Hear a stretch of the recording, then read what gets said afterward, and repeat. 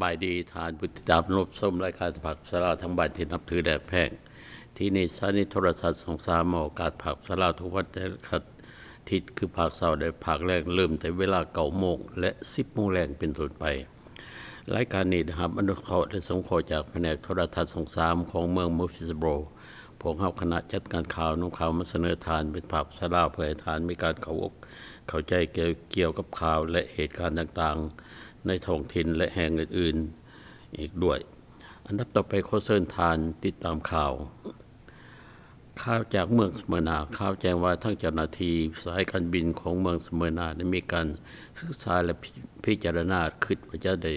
การก่อสร้างตึกสำหรับสายการบินของเมืองสเมอร์นาซึ่งตึกตัวนั้นเป็นบอนสัญญาณให้ยอดขึ้นและลงซึ่งจะต้องการใส่เงินประมาณและของห้องให้ทางรัฐบาลกลางสุดสวยประมาณอย่างไรต้อง$2 ล้านข่าวจากรัฐเฟิร์ดสภาพการค้าของเขตรัฐเฟิร์ดรู้สึกว่าได้มีการปฏิบัติผลงานได้เป็นอย่างดีและทั้งเจ้าหน้าที่มีการสรรเสริญและมอบใบสัญลักษณ์และความสนับสนุนในการศึกษาพัวพันในเขตของรัฐเฟิร์ดนี่เป็นอย่างดีหลายคนรู้จักและประวัติสภาพการค้าหรือว่า Chamber of Commerce ของรัฐเฟิร์ดข่าวจากวัดลาวพุทธารามเนื่องจากอากาศดินฟ้าอากาศมีเย็นหลายและมีหิมะตกทั้งคณะกรรมการและพระสงฆ์ในวัดได้วางโครงการที่จะมีการเฮ็ดบุญคุณเขาเพราะฉะนั้นได้เยิดมาอาทิตย์ต่อมาอีกเพื่อให้ทางเจ้าหน้าที่ให้คนมีโอกาสได้ไปเห็นไปร่วมอย่างดีข่าวดีด้วยข่าวจากขันรัฐข่าวแจ้งว่าทั้งเจ้าหน้าที่ได้มีการศึกษาและพิจารณาเห็นว่าการงบประมาณและการบวชกาของงบประมาณสำหรับการศึกษาของหรือว่าโรงเรียนทั่วไปรู้สึกว่าได้เป็นผลดีและถูกต้องดีและรับรู้ด้วยจุดประสงค์อันดีอีกด้วยอันนี้เป็นข่าวดีอย่างดีอีกด้วย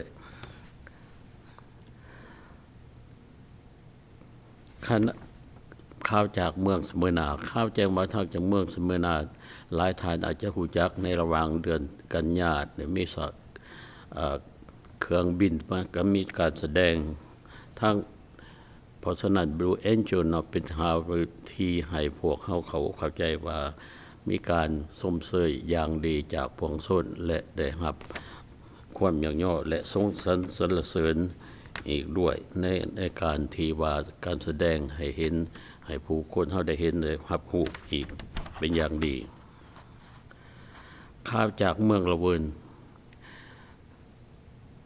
ดังประกาศไปเลยในหัวข้อของอันนี้ว่าทางเมืองสเมอร์นาจะมีการสอกขึ้นปลุกสร้างตึกหออากาศสำหรับขึ้นลงเกี่ยวกับเครื่องบินทางเมืองละเมินไม่ให้ความสนับสนุนและจะสู้เกี่ยวกับเรื่องโครงการปลุกสร้างหอกำลังสายขึ้นบินขึ้นอีกด้วยข่าวจากเขตการศึกษาของเขตองค์การมอรัฐเฟิร์ดข่าวจากว่าทางโรงเรียนเมืองมูฟิสโบรได้มีการศึกษาและพิจารณาเกี่ยวกับวันหนึ่งที่ว่าเป็นจะฉลองวันเกี่ยวกับการสอบงานต่างๆสำหรับเดือนกุมภาพันธ์นี้นะเป็นข่าวดีมาสู่พวกพี่น้องของเขาที่ว่าพวกที่มีความเหี่ยวหอกที่จะต้องการอีกด้วยข่าวจากเมืองมูฟิสโบรข่าวแจ้งว่าทางเจ้าหน้าที่ของเมืองมูฟิสโบรได้พิจารณาเหตุการณ์ต่างๆเกี่ยวกับเรื่องการสอบเวียงงานต่างๆที่ว่าทางเจ้าหน้าที่ได้เสริมเฉลิมฉลองดังประกาศไปในขณะนั้นอีกด้วยข่าวจากเขตการปกครองของรัฐเฟิร์ดข่าวแจ้งว่า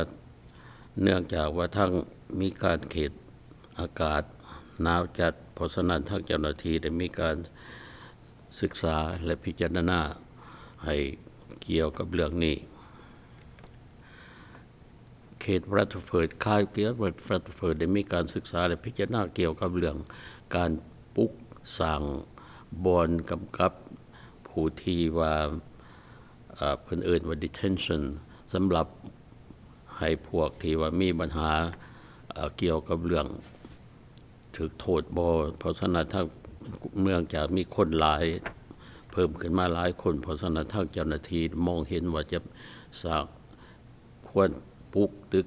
ดังกล่าวนั้นขึ้นอีกด้วยนับว่าเป็นข่าวดีมาสู่พี่น้องในโอกาสต่อไป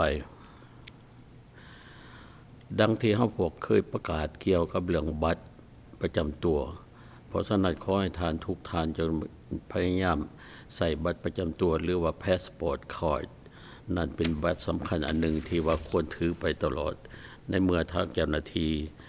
หากหยุดหรือแนวใดถามหาบัตรประจำตัวหรือบัตรหนังสือปอนบัตรหรือบัตรคาร์ดสำหรับหนังสือผ่านแดนนั่นเป็นการดีจบข่าวภาคสลาวพอคณะจัดการข่าวจะนำข่าวเสนอทานเป็นภาคสลาวในโอกาสตามเวลาและสถานีแห่งนี้ลาก่อนโชคดีขอให้ทานจงมีแต่ความสุขตลอดไปลาก่อน